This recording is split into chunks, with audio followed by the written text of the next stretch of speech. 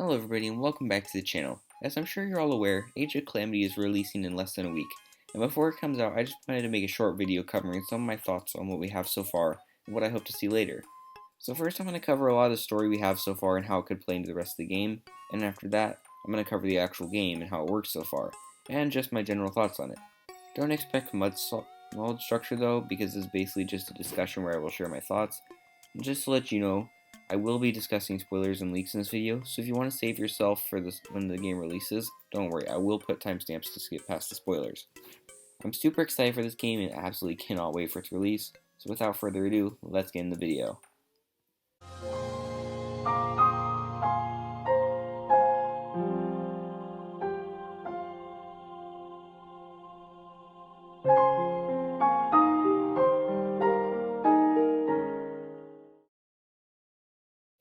Alright, the first thing we need to cover is time travel. We know that the egg passed back through time from during the Calamity to before it. There doesn't seem to be a whole lot of reason for this, although I can think of a couple options. The first is for creative liberty. If the creators of Age of Calamity wish to have more freedom and leeway with canonicity, while still remains true to Breath of the Wild not having to retcon much, the best way to do this would be create an alternate timeline that doesn't have much to do with the original Breath of the Wild timeline. This gives developers a chance to both have the actual story from 100 years ago as told by Breath of the Wild, as well as an entirely new one that gives more options for characters, story, and variety. Looking back at one of the cutscenes for Age of Calamity, we can see that when the egg gets sent back in time, Impa's tapestry changes, giving each divine beast 2 champions rather than 1. Massive spoiler alert here, so if you don't want stuff that hasn't been shown officially, then skip forward to the time stamp on the screen. Now that all those people are out of the way, look at this. This chart shows stylized versions of all the champions, Link and Zelda, as well as, interestingly enough, all of the champions' descendants, and most strangely, a Great Fairy. I'm guessing that these top ones represent playable characters. I figure they would add newer champions in somehow, and this seems like a perfect way to do it. Secondly, and less likely, the time travel could be a way to tie into Breath of the Wild sequel. Like I said, it doesn't seem likely, but I would still like to explore it. If Breath of the Wild sequel includes time travel, a feature that many view as likely in the past, but now have mostly dismissed due to the existence of Age of Calamity, then it's possible that making a timeline split will allow Breath of the Wild sequel to use time travel without interfering with Age of Calamity.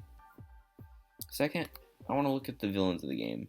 So far, we have 4 villains who seem like they will play a major role in the story, these being Master Koga, the new Blade Master, the mysterious cloaked figure, and the barest hint of an evil egg guardian.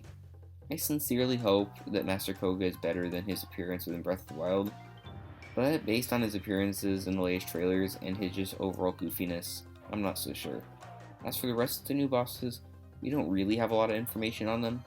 From what we have seen, however, it seems that the cloaked figure is one of Ganon's main minions. From what little footage we have of him, we can see that he is obviously very important, and that the Yiga take orders from him, despite him not appearing to be a Yiga member himself. Perhaps he is a form of Ganon similar to Aghanim, but it doesn't seem likely. As for the Blade Master, he will probably be more than just a one-time boss based on the amount he's featured in the trailer, but we really can't be sure until the game releases.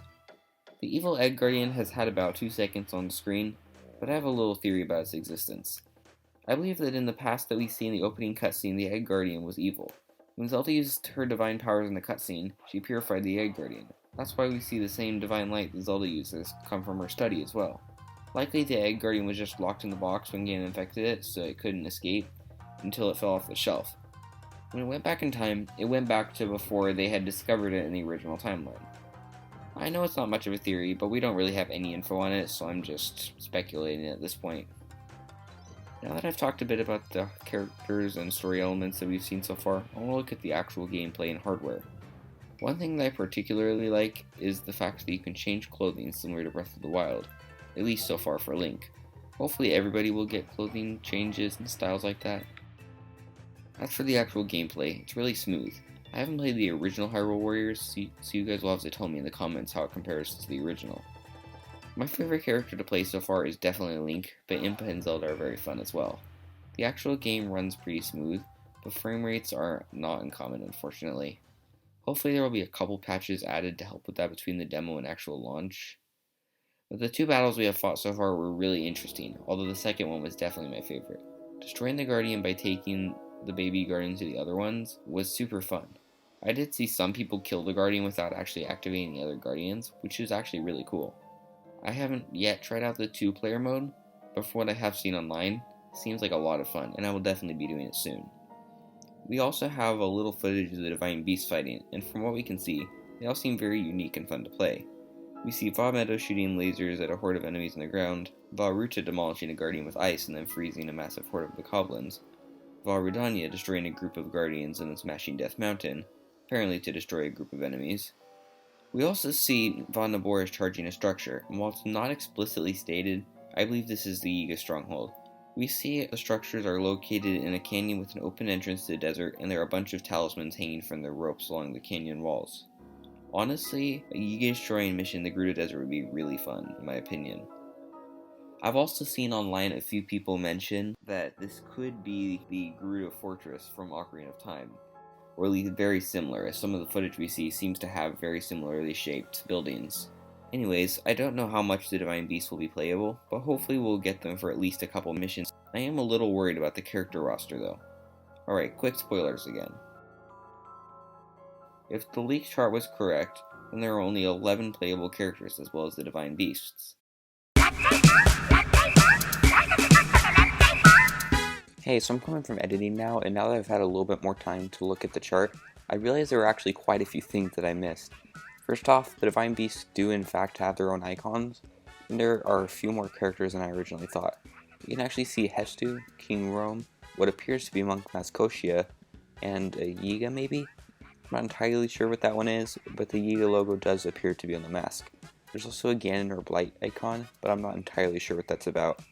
I don't know if we'll be playing as the Blights, maybe to defeat the champions at the end of the game. I don't know. Anyways, that's all I wanted to add from the future. Maybe there will be more characters that will be unique or one-time use but don't have a spot in the league chart, but I don't know.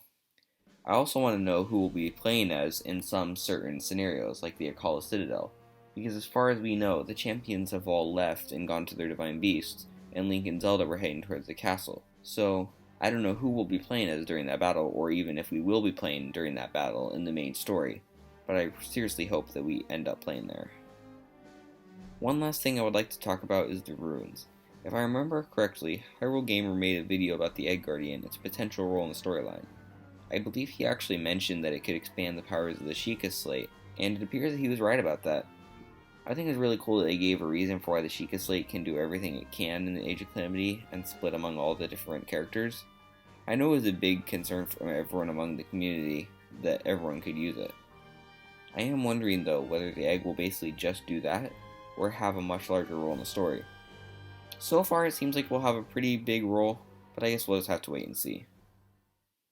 So that's basically all I wanted to talk about today.